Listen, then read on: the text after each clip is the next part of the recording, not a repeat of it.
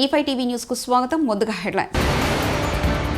శత్రువుల ఇంట్లోకి వెళ్లి ఉగ్రవాదుల స్థావరాలు ధ్వంసం. ఏపీకే బిగ్ అలర్ట్. రాబోయే 4 రోజుల్లో అతి భారీ వర్షాలు. స్థానిక ఎన్నికలపై హరీష్ రావు కీలక వ్యాఖ్యలు.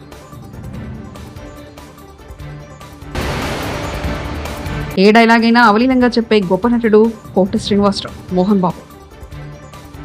ఆంధ్రప్రదేశ్లో రాబోయే 4 రోజుల పాటు పలు జిల్లాలో భారీ నుంచి అతి భారీ వర్షాలు కురిసే అవకాశం ఉందని వాతావరణ శాఖ తెలిపింది.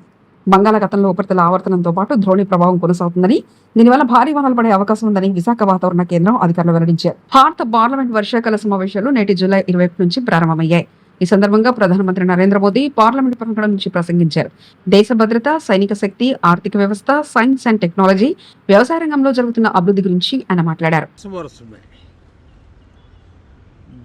पानी का भंडार हुआ है इस बार, वो करीब करीब 3 गुना हुआ है, जिसका आने वाले दिनों में भी देश के अर्थतंत्र को बहुत लाभ होगा. साथियों, ये मॉनसून सत्र राष्ट्र के लिए ये बहुत ही गौरवपूर्ण सत्र है. ये मॉनसून सत्र राष्ट्र के लिए एक अपने आप में विजयोत्सव का रूप है.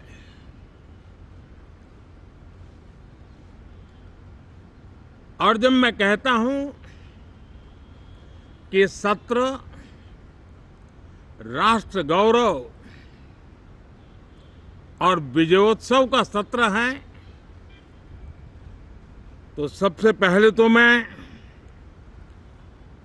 पहली बार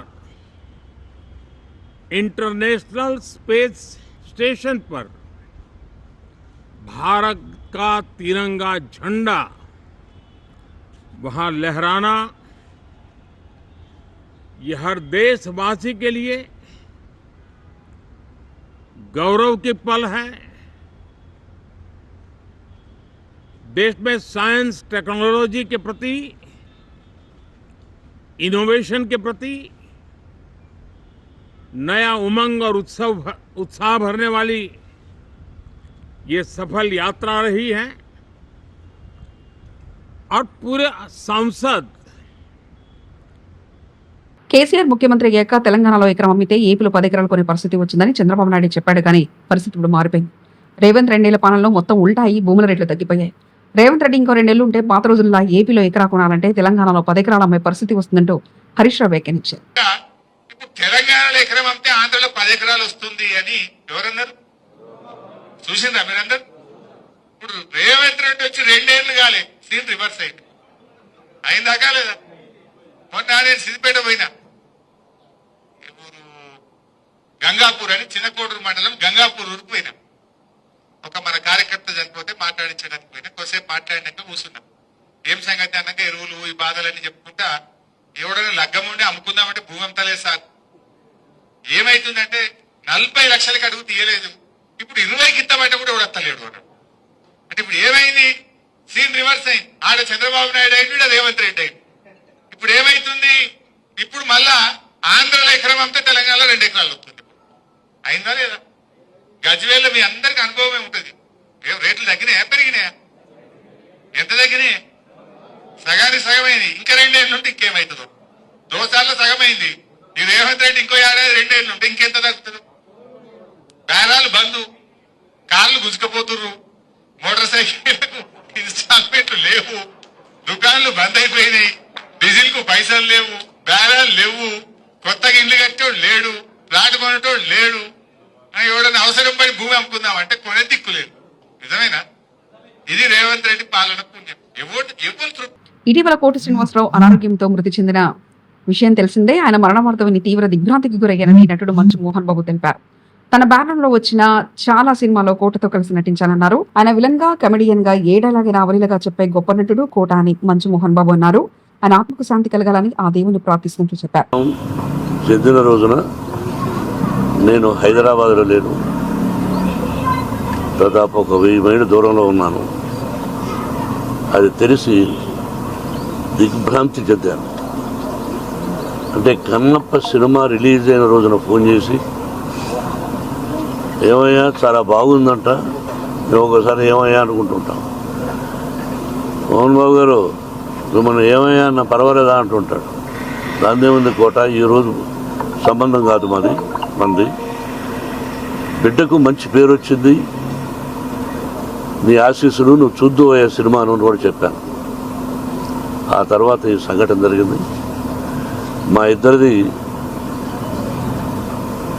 1987 1987 సంవత్సరంలో వీరప్రతాప్ అనే సినిమాని నేను చేశాను, విఠలాచార్య గారి దర్శకత్వంలో.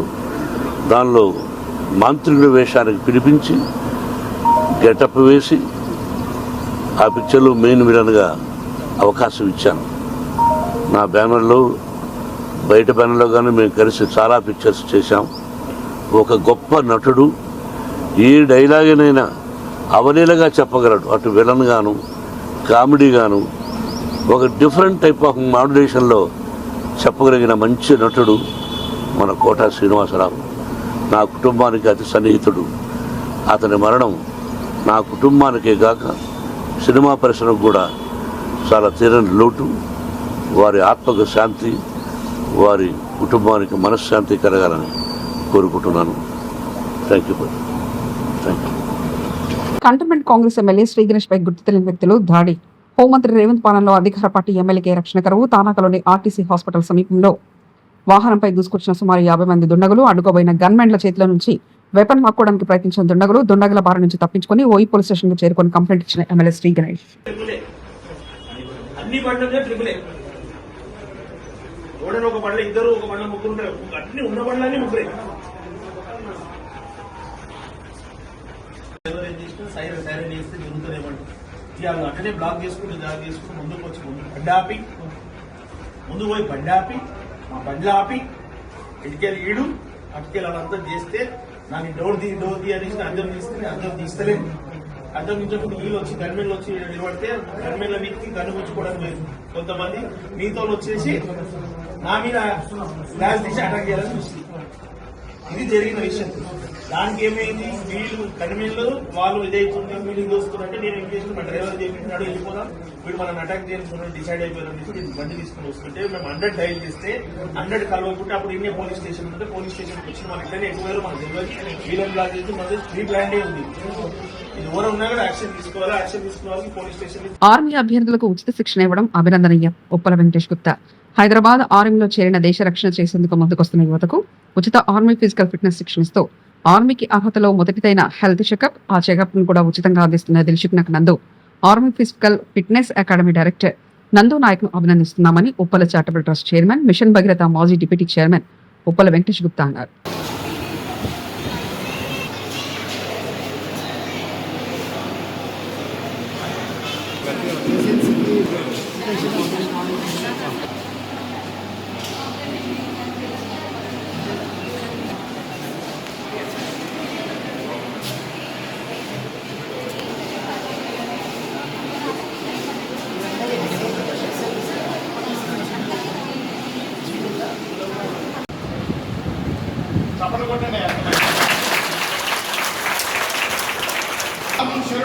కూడా రిలీజ్ అవుతాయి. హ్యాపీ హార్ట్ దేశాన్ని పరిపాలించే రాజముద్రులు ఎన్ని సింహాలు వాళ్ళు చేయబట్టి 4 సింహాలు. ఈ 4 దిక్కులు మన సింహాలు భారతదేశాన్ని కాపాడుతున్నాయి అంటే ఆ సింబలు ప్రపంచంలో ఏ దేశం.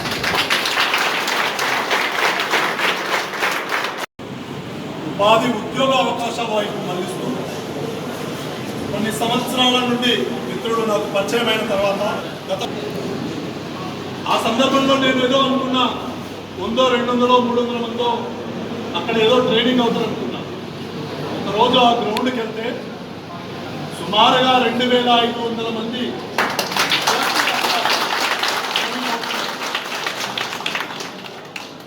ఎంతోమంది పేద కుటుంబాల నుంచి వచ్చిన విద్యార్థులు తల్లిదండ్రులు కూలి నాలు చేసుకుంటున్న నన్ను బ్రతుకుల నుంచి అన్నా చదువుకున్నాం ప్రభుత్వ పాఠశాలలలో, కేంద్రీయ పాఠశాలలలో, రెసిడెన్షియల్లో మా అమ్మా నాన్న బ్రతికించలేకపోతున్నారు, మేము ఈ చదువును నిలబెట్టుకోలేకపోతున్నాం, మాకు జీవనాధారం కావాలి, నేను ఎస్ఐ కావాలి, కానిస్టేబుల్ కావాలి, ఆర్మీలో సెలెక్ట్ కావాలి, జీడీ కానిస్టేబుల్ కావాలని కోరిక ఉన్న విద్యార్థులతో ఇంటరాక్ట్ అయినా శ్రీకాంత్ కూడా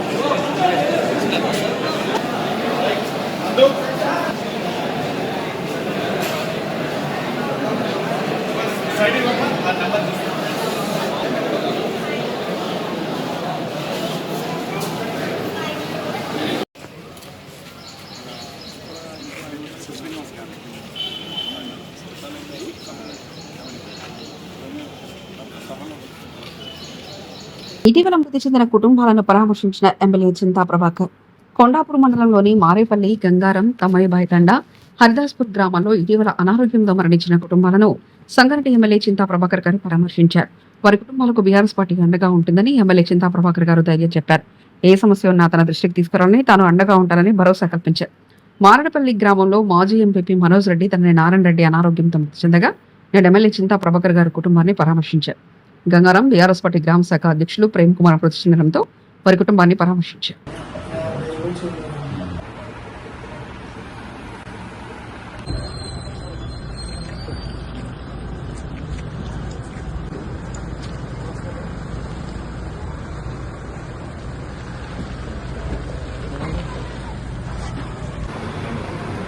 ఫిట్స్ వచ్చింది సార్, రాత్రి 12:30 ఫిట్స్ వచ్చింది.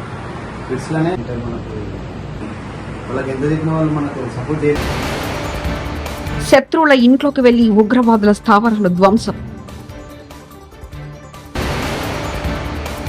ఏపీకే బిగ్ అలర్ట్, రాబోయే 4 రోజుల్లో అతి భారీ వర్షాలు. స్థానిక ఎన్నికలపై హరీష్ రావు కీలక వ్యాఖ్యలు.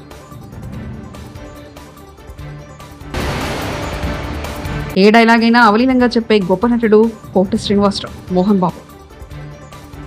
ఇవి బులెటిన్ విశేషాలు. చూస్తూనే ఉండండి E5 టీవీ న్యూస్.